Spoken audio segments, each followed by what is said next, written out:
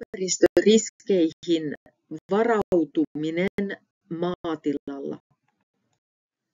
Maatilalla on erittäin paljon erilaisia riskejä ja ympäristöön olevia riskejä. Tässä esityksessä on poimittu joitakin riskejä. Kuten kuvasta näkee, niin maataloustoimintaa aiheuttaa riskejä kasvustoille, luonnonvaraisille eläimille, maaperään, vesistöihin ja ilmaan. Riskit voi jakaa pitkän ajan riskeihin tai sitten tällaisia vahinkoja ja riskejä, joilla on välittömästi jonkinlainen taloudellinen vaikutus. Tällaisia välitön vahinko ja riski niin on esimerkiksi, jos polttoaine tai öljyt valuu maahan. Esimerkiksi lantalla voi mennä rikki ja lanta tällä tavalla joutuu paikkoihin, missä se ei pitäisi olla. Lannoitteiden kanssa voi esimerkiksi myöskin mennä jonkinlainen kone rikki tai varastoihin voi mennä jonkinlaista vahinkoa, josta sitten tulee niin kuin välittömästi tällainen taloudellinen vaikutus. Torjunta-aineet, ihan sama asia. Nekin voi joutua paikkoihin, missä ne ei pitäisi olla, tai niitä voi tulla liian paljon. Sitten on pintavesivalumia, ja tämä kenties nyt koskee lähinnä hevostiloja. Niiden jaloittelualueelta voi päästä sitten pintavesivalumia menemään pois siitä alueelta. Sitten painavat koneet tietysti voivat aiheuttaa ihan välittömästi, tai se on riski niiden käytössä maaperään, että tulee tiivistelmiä. Ja ilmastonmuutos on toki aina hirveän iso tällainen riski. Voi tulla erittäin lämmin sää, voi sataa erittäin paljon vettä ja sitä lämpöä tai vettä ei välttämättä tule siihen oikeaan aikaan, milloin sitä tarvitaan.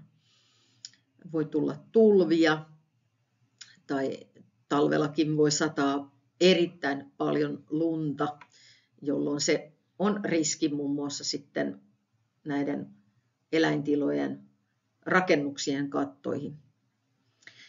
Kasvien terveyksiin, eli voi iskeä tauteja ja tuholaisia, ja ne tuovat sitten myöskin välittömästi taloudellinen vaikutus, eli satotappioita sitten niistä. No, pitkän ajan riskeihin voi myöskin lukea ilmastonmuutosta. Me emme tiedä tämän pitkän ajan vaikutus,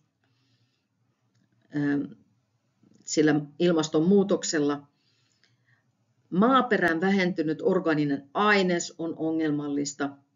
Maaperän vähentynyt mikrobisto aiheuttaa riskejä. Eroosio.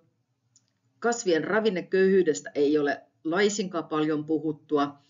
Se liittyy todennäköisesti siihen, että modernilla lajikkeilla on lyhyt tai paljon pienempi juuristo kuin sellaisilla kasveilla, joilla on pitempi korsi tai ovat korkeampia kasveja, niin se on aika vähän tutkittu vielä. Sitten mikromuovit, olemme tietoisia, että niitä on, mutta emme tiedä näiden pitkän ajan riskeistä niinkään paljon.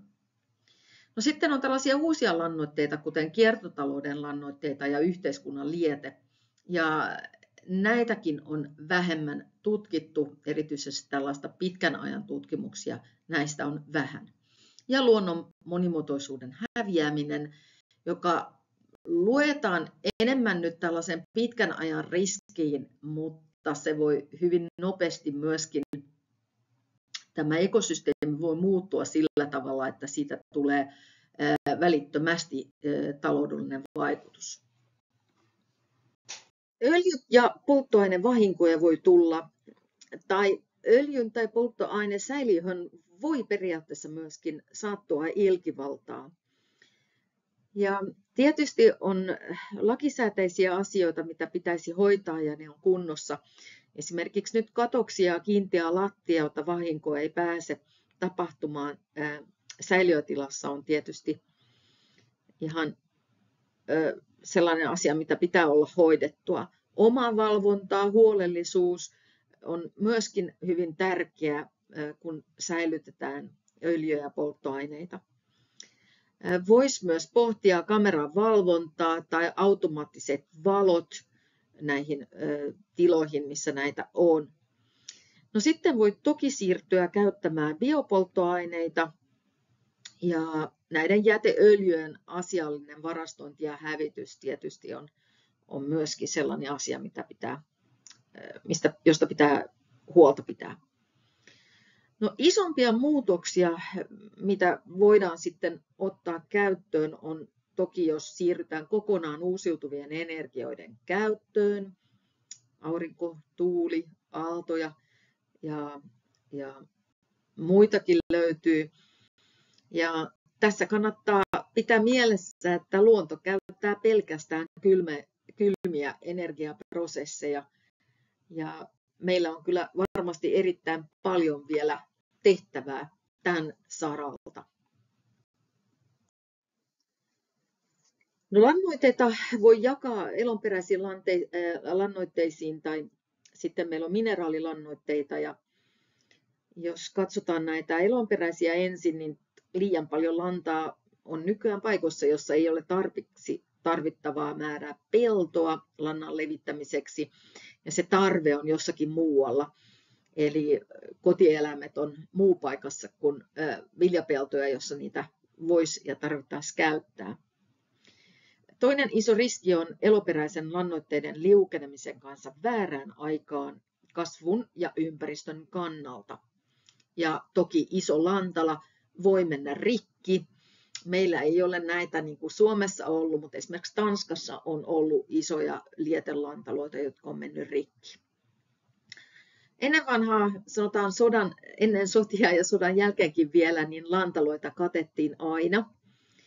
Että se on vasta sitten myöhemmin 60-70-luvun niin kuin aikana, missä on rakennettu isoja lantaloita ulkona, jossa on ollut vain betonilevyä alla. Voi parantaa lantalogistiikkaa, esimerkiksi yhteistyö lannan levityksessä tai lohkojen vaihtoja. Tämän alan hankkeita meillä on ollutkin ja kokeiluja. Sitten on tietysti mahdollisuus käyttää tällaista vetoletkulevitystä ja välivarastoja. Lannan kompostointi, sitä tehdään muun muassa Ruotsissa aika monella maatilalla. Meillä ei niinkään näin paljon sitä vielä. Ja kun puhutaan lantaloista, niin se omavalvonta on erittäin tärkeä. Jos tehdään isompia muutoksia liittyen nyt näitä lantaa, niin silloin tietysti maatilojen tuotantosuunnien monipuolistaminen olisi yksi hyvä asia. Eli pieni askel taaksepäin, koska tässä ei ole niin monta kymmentä vuotta sitten siitä ajasta, kun kaikilla oli niin kuin kasvinviljelyä kuin kotieläintuotantoa maatiloilla. Ja toki poliittisesti, jos tehdään päätöksiä, että on enemmän pienempiä maatiloja ja näitä monimuotoisia, niin sellainen isompi muutos on mahdollista tehdä, jos meidän päättäjät on sitä mieltä. Ja se tarkoittaa myöskin, me, jotka äänestämme, olemme sitä mieltä, että siihen suuntaan haluaisimme, että maatalous kehittyy. Lannoitteet, niin me emme pysty niin kuin sanomaan tarkkaan, milloin ne liukenevat siellä maaperässä ja kasvien käyttöön, niin mineraalilannoitteet ne liukenevat nopeammin ja niitä käyttäen olisi sitten niin kuin mahdollista ainakin teoriassa saada niin kuin ravinteita silloin käyttöön, kun ne kasvit niin kuin tarvitsee niitä aivan toisella tavalla, kun pystytään elonperäisillä lannoitteilla.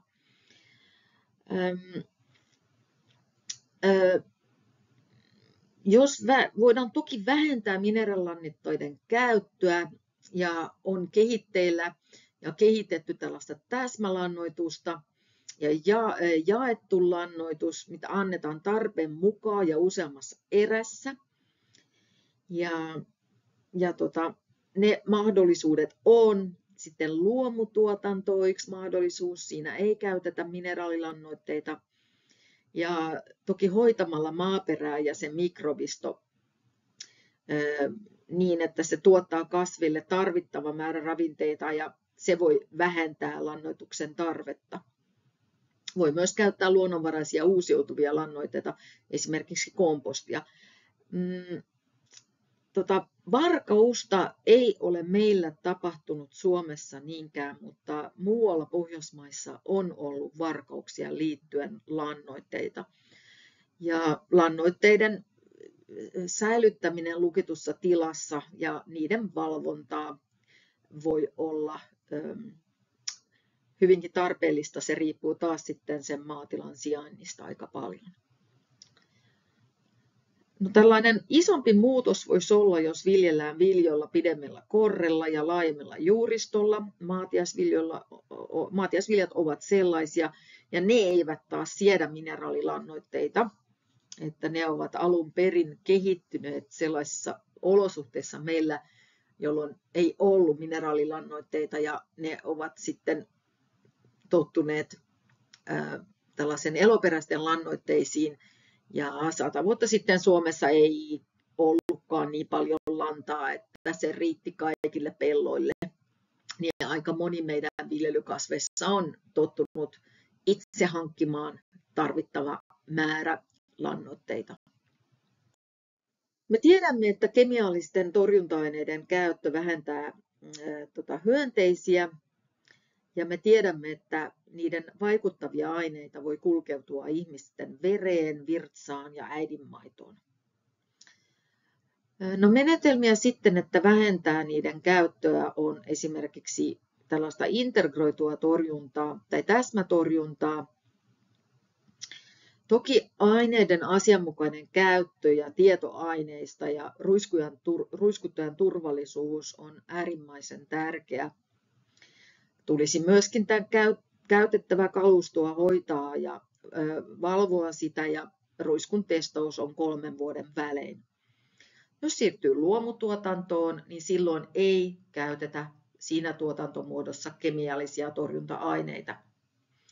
Tämä täsmätorjunta kehittyy nopeasti, esimerkiksi on kameroita ja sensoreita käyttäen, jolloin pystyy suoraan antamaan sitä torjunta-aineita pienempiin alueisiin, missä sitä juuri tarvitaan.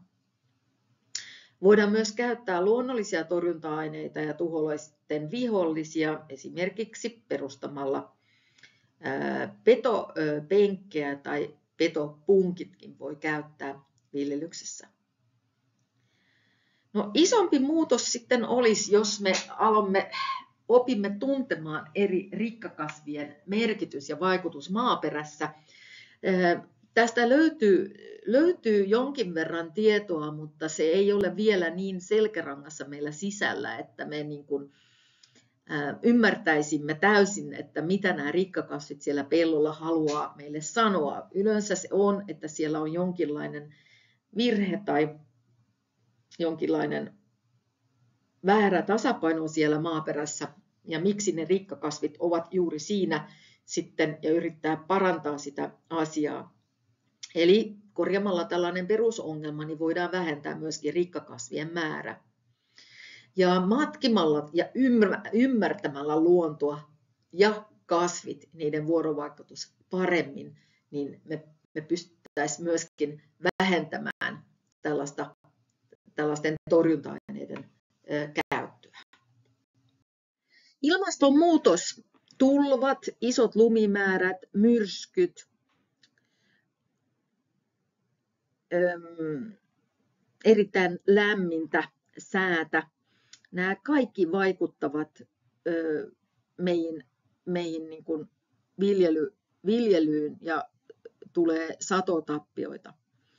Orgaanisen määrän kasvattaminen maaperässä, esimerkiksi viljelemällä syväjuurisia kasveja ja vihreän ajan lisääminen pellolla, voi auttaa aika paljonkin On runsaasti muitakin menetelmiä, kuten suorakylvö, seosviljely, aluskasvien ja keräjäkasvien käyttö, välikasvien käyttö, monivuotisten viljelykasvien käyttö. Sitten liittyen nyt hyvin isot nämä lumimäärät ja satemäärät myöskin, niin tuotantorakennuksien kattoja tulisi myöskin valvota säännöllisesti, erityisesti jos tulee tapahtumaan tällainen iso sade- tai lumimäärän niin kuin tuleminen yhtä aikaa lyhyessä ajassa. Jonkinlaisia tällaisia isompia muutoksia on jo tekeillä. Esimerkiksi peltometsän viljely voi sopeutua joihinkin paikkoihin. Se on erityisesti ajankohtainen Englannissa ja Ranskassa, eli Keski-Euroopassa, missä jo suurin osa näistä metsistä ovat katoneet tai niitä ei ole enää, niitä biotooppeja, niin siellähän niitä tarvitaan kipeästi tällaista lisää metsämaista luontoa. Voidaan myöskin perustaa kosteikkoja, laskeutusaltaita, avoojia, suojakaistoja, vyöhykkeitä, maasuodatuksia, pienpuhdistamoja ja pajopuhdistamoja tai esimerkiksi biohiilen käyttöä ja UV-valon käyttöä, jotta se vesi ei siirry niin hirveän nopeasti meidän alueelta mereihin. UV-valon käytöstä niin paljon, että Gotlannin saarella Roomassa niin niillä on tällaisia isoja laskeutusaltaita, voisi sanoa, minne ne johdattelee tällaista harmaa vettä, mitä tulee talouksista. Ja siellä sitten ihan auringon säteilyn avulla sitä puhdistetaan. Niitä on useampi tällaista allasta peräkkäin ja sitten loppuvaiheessa se vesi on niin puhdasta, että sitä voi käyttää kasteluvetenä ihan sippulien tai vihannesten viljelyksessä. Satotappioita ja voi tulla tulipalojakin ja näitä me ollaan nyt nähty erittäin paljon maailmalla ja myöskin meillä kotona täällä Suomessa. Maarakenne pitää olla kunnossa. Seosviljat ja aluskasveja voi käyttää, se ottaa sitä lämpötilaa alas.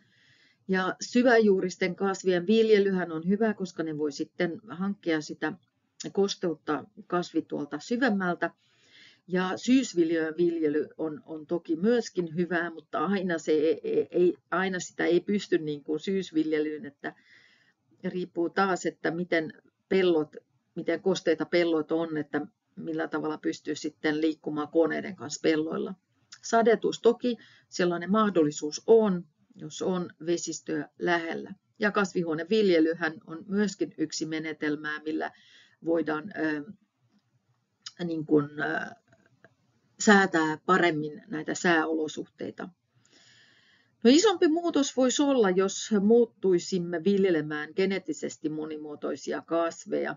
Esimerkiksi monimuotoviljat ja populaatiolajikkeita, niin mitä enemmän monimuotoista tätä materiaalia on, sitä isompia mahdollisuuksia siinä on, että ne pystyisi itse pärjää tämän kuivuuden kanssa. Yleisesti niin tiedetään, että vihnelliset viljat pärjäävät paremmin kuivuudessa. Esimerkiksi Syyriassa ja Välimeren maiden ympäri niin viljellään paljon durumvehnää, joka on vihneellinen. Muutoksesta johtuen kasvitautien määrä kasvaa ja myöskin kasvin tuholaisten määrä kasvaa. Jalostus ja tietysti tauti- ja kestävien lajikkeiden viljely on yksi mahdollisuus pärjätä tästä. Voidaan viljellä enemmän erilaisia lajeja ja myös enemmän erilaisia lajikkeita. Sekin voisi vähentää tällaisia mahdollisia kasvitautien leviämistä. Pidempi viljelykierto, vuoroviljelyä ja seosviljelyä voi auttaa. Lajikeseosten viljelyä. Sitten tietysti, jos käytetään kotimaista siementä, niin on pienempi riski, että sen siemenen mukaan tulee jonkinlaista sellaista kasvia, mitä voi muuttua haitaksi meille. Voidaan myöskin muuttaa muokkaus- ja viljelytavat. Hyvinvoiva maaperä ja se viesi, että on terveitä kasvia. Niin hoitamalla sitä maaperää, niin samalla me hoidamme tai kasvi hoitaa sit itsensä. Maaperän vähäinen orgaaninen aines ja mikrobisto on ollut nyt useammassa hankkeessa tapetilla. Ja me tarvitaan orgaanisen aineksen sopiva määrä maaperässä. Ja osa pellolla on sitten sellainen tilanne myöskin, että maaperän tämä murun rakenne on heikko ja sitäkin pitäisi sitten parantaa. Ja maaperämikrobien vähäisyys on myöskin, nyt voidaan totea niin kuin tulos siitä, että me ollaan käyttäneet paljon mineraalilannoitteita ja toki sit myös niin kuin kemiallisia torjunta-aineita. Ja maaperän eroosioriskitkin on olemassa. Tuli siis lisätä maaperän orgaanista aineista ja sitä voi lisätä esimerkiksi viljelemällä syväjuurisia ja pitkäkortisia kasveja.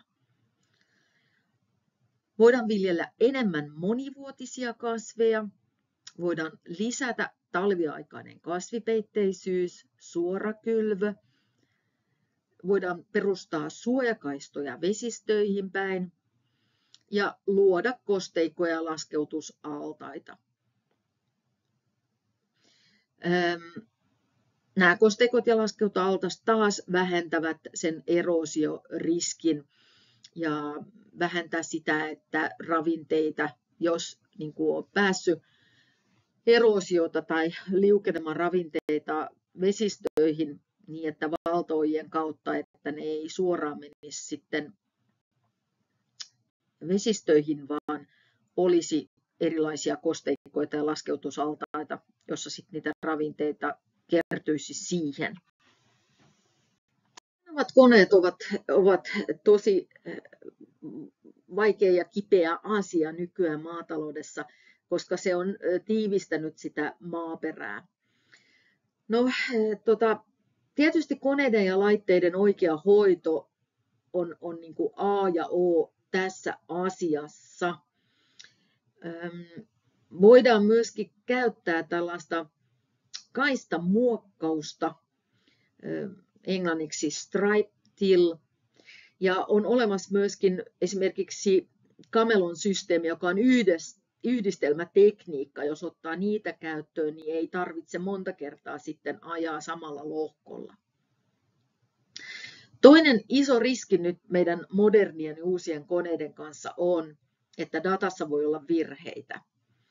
Ja tulisi aina tarkistaa ja arvioida tämän syötetyn datan luotettavuutta, esimerkiksi onko GPS oikein, onko levitettävät määrät oikein ja sen toiminnan ja datan valvontaa. Vielä kosken nyt niitä raskaita koneita, niin näitä kiinteitä ajouria myöskin voi käyttää ja sillä tavalla, eli se koko koneketju silloin siinä tilalla pitää olla sellainen, että se menee niiden kiinteiden ajourien kanssa yhteen, niin sillä myöskin sitten vähentää sitä koko lohkon tiivistymistä.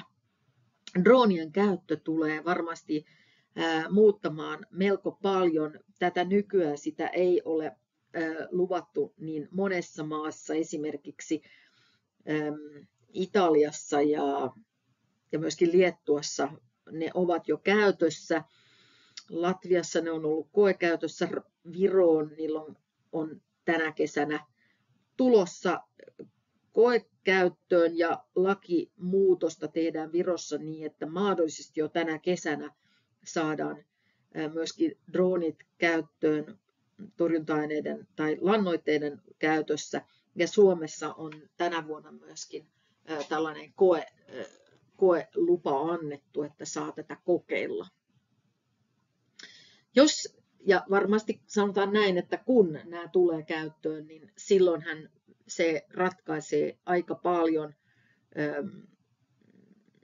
paljonkin asioita, kun ei tarvitse sitten ajaa niin paljon pelloilla. Toisaalta se voi tuoda mukanaan myöskin uusia haasteita. Ajan riski on tätä mikromuovien määrää maaperässä, vesistöissä ja myöskin veressä, ja tämähän on kasvanut koko ajan. Ja tässä ei näytä olevan nyt muuta ratkaisua kuin vähentää sen muovin käyttöä tai muovin korvaaminen luonnonvaraisilla ja uusiutuvilla materiaaleilla. Isompi muutos voisi olla ottaa tai kehittää, näitä materiaaleja on kyllä jo kehitetty, eli sellaisia materiaaleja, joilla on erilaisia rakenteellisia pintoja ja väriä, joiden avulla voidaan saada esimerkiksi itse puhdistavia tai bakteerin torjuvia materiaaleja. YouTubessa, jos googlettaa tällainen kuin Janine Benyus ja biomimikry, niin löydätte oikein mielenkiintoisia videoita, miten tällaisia materiaaleja on jo olemassa. Ja koronan aikanahan osittain myös niitä on otettu käyttöön. Tiedän, että tanskalaisessa yliopistossa Kööpenhaminassa niin niillä on käytössä tällaista kuparipintaista materiaalia, joka ikään kuin torjuu bakteeria, mutta se on nyt sitten metallia, että se ei pelaa tällä samalla kuin rakenteellisilla pinnoilla, että tämä luonto erittäin paljon käyttää erilaisia pintarakenteita saavuttakseen tietyt olosuhteet tai hyviä olosuhteita itselleen, niin tässä meillä on vielä paljon jos ei kehittämistä, koska niitä on aika paljon kehitetty jo, mutta jotta me saataisiin niitä uusia materiaaleja ihan niin kuin kaikkialla käyttöön tai suurempiin yleisöihin käyttöihin, niin joutuu tekemään vielä paljon töitä. No sitten meillä on näitä uusia lannoitteita kuin kiertotalouden lannoitteet ja yhteiskuntaliete, ja emme tunne näiden pitkän ajan vaikutuksia maaperään ja vesistöihin. Siellä on esimerkiksi ongelmia, voi olla mikromuovien kanssa, lääkejäämien kanssa, taudin aiheuttajien kanssa, hormonien kanssa, niin näitä tulisi tutkia tietysti enemmän.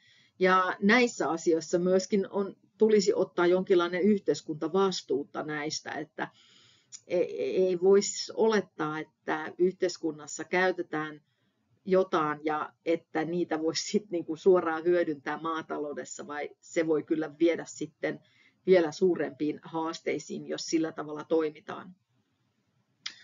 Tulisi ruokkia maaperän mikrobisto, jotta se itse tuottaa kasvien tarvittavat ravinteet, voidaan tässäkin todeta.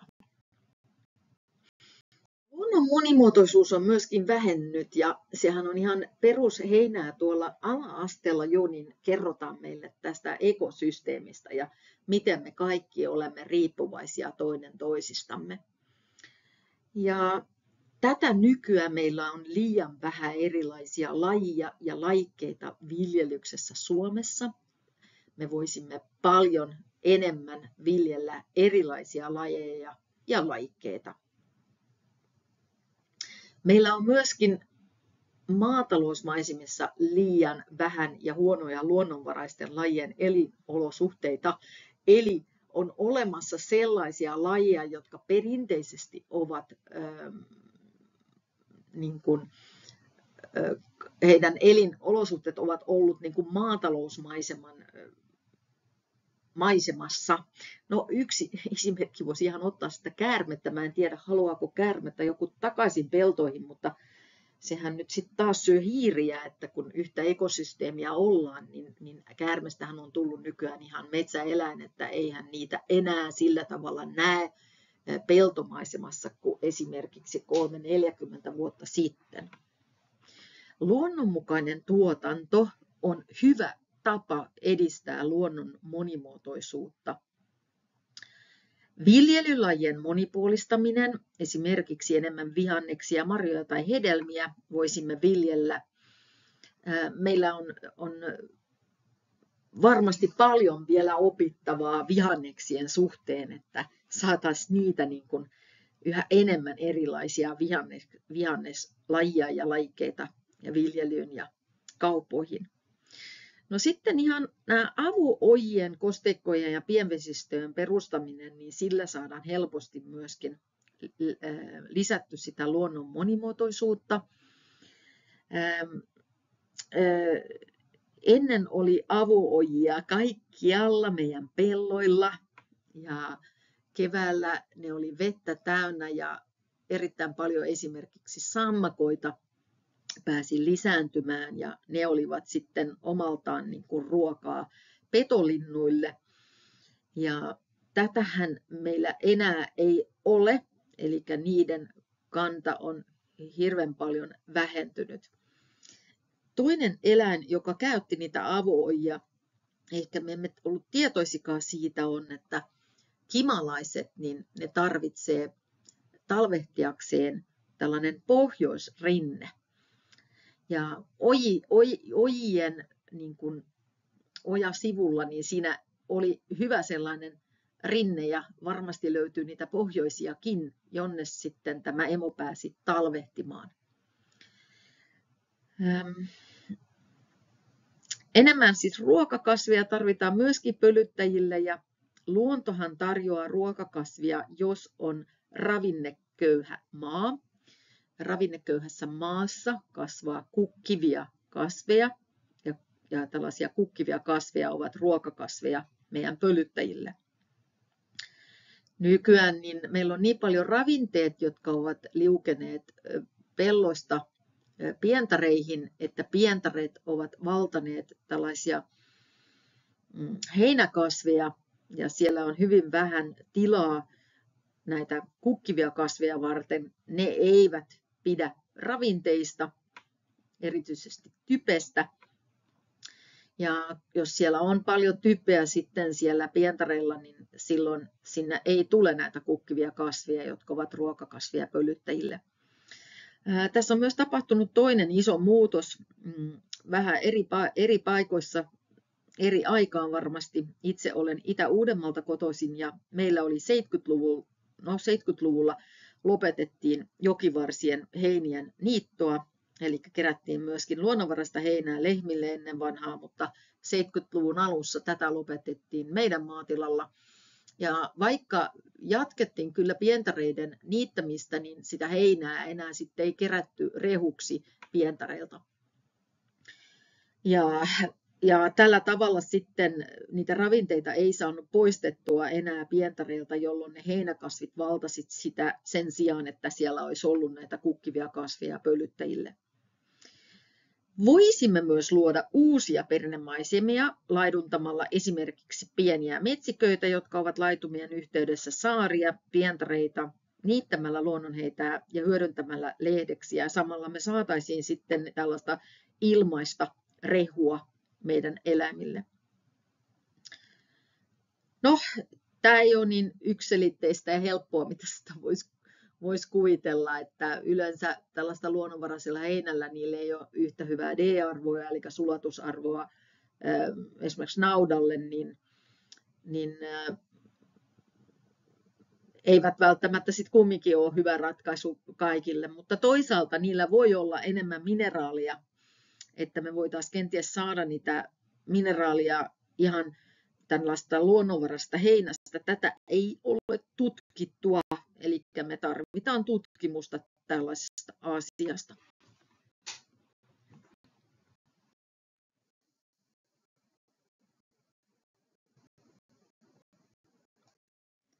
No on 3 hyvää sellaista asiaa pitää mielessä, ja se on, että meillä on olemassa tällainen kuin olo sekä huolellisuus ja varovaisuusperiaate. Mehän olemme kaikkia varovaisia ja huolellisia. Sitten on myöskin tällainen ympäristön kannalta parhaan periaatteen ja käytännön periaate. Tätä kannattaa muistaa, että aina ei ole niin kuin asiat niin mustavalkoisia, että kannattaa niin kuin miettiä, että mikä on se ympäristön kannalta juuri paras periaate toimia tässä tilanteessa. Ja aika moni tilanne on juuri tällainen, että pitää niin kuin miettiä ja pohtia näitä asioita, että ei se ympäristön riskit siellä maatilalla, ne ei ole niin kuin yksiselitteisiä asioita välttämättä aina. Ja toki aiheuttamisperiaateenkin, joka sitten sen mukaisesti aiheuttaja maksaa. Paljon lakisääteisiä vaatimuksia ja tässä on vaan poimittu joitakin lakia, jotka koskee meitä, jotka tekemme töitä maatiloilla. Nämä EU-direktiivit, ne on yleisesti ottaen otettu osa kansallista lainsäädäntöä ja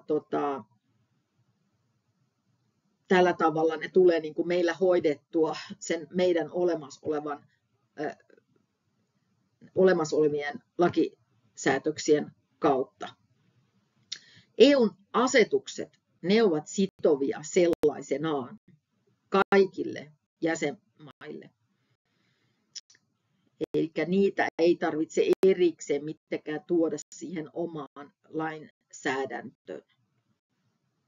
Esityksen lopussa on joitakin lähteitä, koska tämä aiheala on hyvin iso, niin tässä ei ole nyt sitten kaikkia aiheita kattavaa lisätietoa, mutta täällä on joitakin poimintoja, mitä voi käydä tarkistamassa, jos haluaa saada lisää tietoa.